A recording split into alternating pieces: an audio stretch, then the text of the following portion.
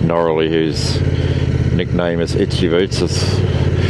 For anybody that doesn't know, she's probably one of the biggest adventure motorcycle bloggers in the world. I think she's got about over 1 million subscribers. She might even have 2 million, and she gets about 600,000-700,000 views per episode. She does 2 episodes per week, so she's making quite a good living. She started from nothing, scratch. She used to only have a blog, the B-L-O-G, I believe, in chat photo. And she started from scratch and couldn't get any viewers and couldn't get, like everybody, I mean, she was just, nobody knew who she was. And then she got onto YouTube, and she's been on for a few years, and she just started from scratch, up to 2 million subscribers, just being who she is. I mean, she's a very likeable person,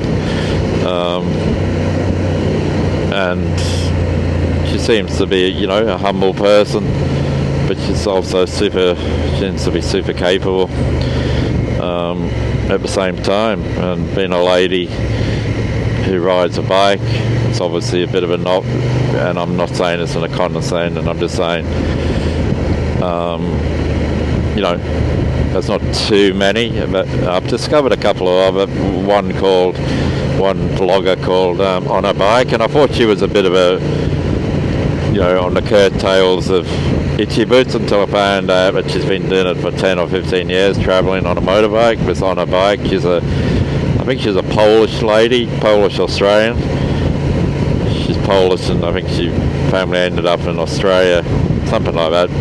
She speaks half Polish, half accent, half Australian in my eyes, anyway, in my ears. Yeah, she's another channel worth watching. But Itchy Boots is the queen of bloggers, motorbike bloggers. I don't think there's a bigger channel than hers, and male or female.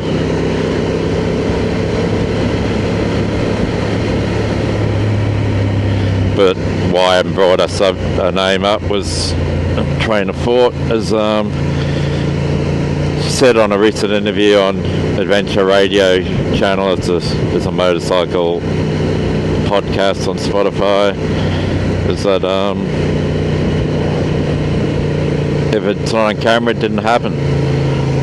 So she said, you know, she tried doing some of a trip with the camera off, and then something exciting happened, and shit happened. So well, it didn't happen, which is true.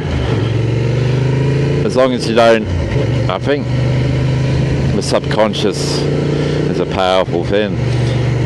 You know, you have your camera. When I first started putting my camera on, you know, you want exciting footage, and it was just totally random. This car came straight towards.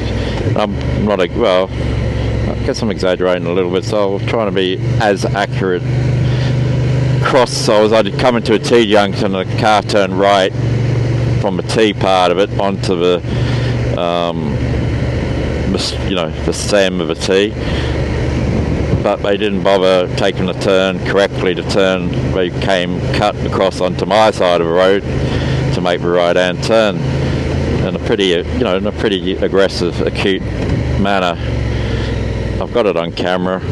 Then the same day, a truck tailgate at me and blah blah blah, and I'm thinking, hey, you know. But then I think, nah, plenty of things happened when you didn't have a camera. You know, that's why you got the camera in the first place. You know. So I had a kangaroo on the road this morning, on a corner, a wallaby. Yeah, so I would have missed that. That wouldn't have been on film. And a car was went too wide on one of the corners, and a car like that in front actually. And you know, you see that pretty often. You see tipper trucks who seem to, I I don't know what no, I'm not going to say, because I know some motorcyclists also drive trucks, and I don't want to disparage anybody's occupation, because I know that's not fair, it's not balanced, it's probably not accurate. If you say all tipper truck drivers are idiots, I mean, that's not accurate, is it?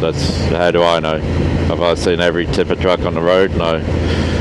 Let's just say I've come across a few tipper truck drivers who go pretty quick, and because they're going so quick, they tend to cross over the double yellow lines on tight corners, which just happens that motorbikes ride on. So what's in my control in that is to keep to the left, blind corners, you just got to go a bit, you change your line. We're not on a racetrack, it's not like that corner I'm going to be dragging the knee, so I can slow down and go to the left. Sometimes you go actually quicker doing it that way. So hopefully, if a car